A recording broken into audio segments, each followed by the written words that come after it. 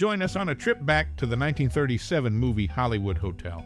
This film is a classic, filled with the sparkle of famous actors and luxurious settings. But there's more to it than just the shine. It's a mix of funny moments and parts that might touch your heart. Plus, there are some really interesting facts about this movie that you might not know. Let's think about the amazing actors in Hollywood Hotel. Was there one actor whose performance really stayed with you? Or maybe a particular part of the movie that you still think about a lot, even after it ended? Your connection with Hollywood Hotel goes beyond just watching it.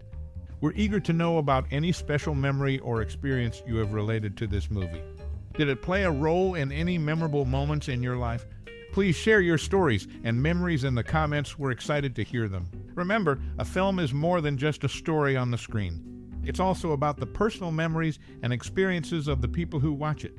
So let's share and celebrate those as we look back at this unforgettable classic. Directed by Busby Berkeley, this 1937 Warner Brothers film is a light-hearted look at the Hollywood scene, mixing comedy and music. It stars Dick Powell as Ronnie Bowers, a saxophonist in Benny Goodman's band. Bowers' journey starts with a talent contest win, leading him to Hollywood.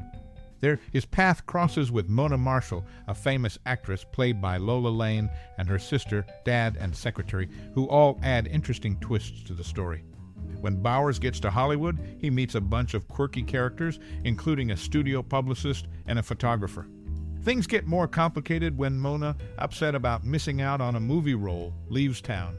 This happens right as her latest film is premiering, so the studio hires Virginia, a waitress who looks just like her, to pretend to be Mona at the premiere, with Bowers as her date. This leads to a bunch of funny and unexpected situations, including them both losing their jobs. The movie is packed with great music featuring Benny Goodman's band and songs like Hooray for Hollywood and I'm Like a Fish Out of Water. These musical moments are a big highlight, showing off the popular music of that time. It's important to note that the film reflects the attitudes of its time, including a blackface scene that might be upsetting today. It's a reminder of how much things have changed since then. The story is pretty simple, but made better by the actors' performances. It's fun to watch Ronnie go from being a band member to getting mixed up in Hollywood's craziness. There's even a small part played by Ronald Reagan, who later became the U.S. president. While not the top musical from Warner Brothers during that era, the film is a charming look at old Hollywood and the movie-making process back then. It doesn't have a lot of big star cameos, which were common in movies about Hollywood, but it still has its own appeal. In short, this 1937 musical comedy is a fun watch, especially if you're into films from that time. It's a good mix of music, laughs, and a behind-the-scenes look at how movies were made back then.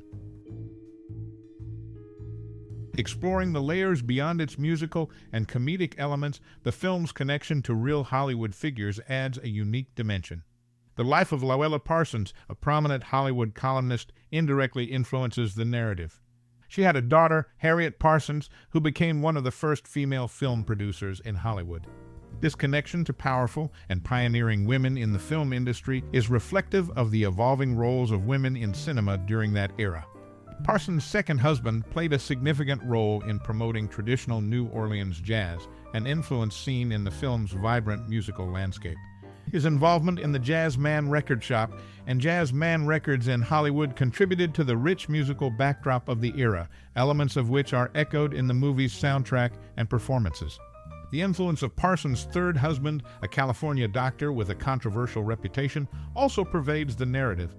His alleged alcoholism and indiscretion regarding the private lives of his celebrity patients provided Parsons with insider knowledge of Hollywood's elite. This aspect resonates with the film's depiction of the glamorous, yet often hidden complexities of Hollywood life. His role in the community, albeit less glamorously portrayed, reflects the intertwined relationships and secrets that were a part of Hollywood's fabric. In essence, these connections to real-life figures and events add depth to the film's portrayal of Hollywood. They provide a glimpse into the personal lives and societal roles of those who shaped the film industry, reinforcing the movie's role as a window into the history and culture of Hollywood in that era. The story of Hollywood during the time of this film is really interesting, especially when you look at the actors involved. One actor, Bobby Watson, is a great example. He was known for playing Adolf Hitler in many movies. His life story is quite unique, as he shared at a dinner party in 1958. Because he looked a lot like Hitler and was a good actor, he was the first choice for playing Hitler during World War II. He once told a story about how the U.S. government and Hollywood thought about using him in a bold trick to change what people thought about the war, but he didn't do it. Watson's life is closely connected to the history of Hollywood. He and his wife were buried at the Jewish Mount Sinai Memorial Park Cemetery in the Hollywood Hills.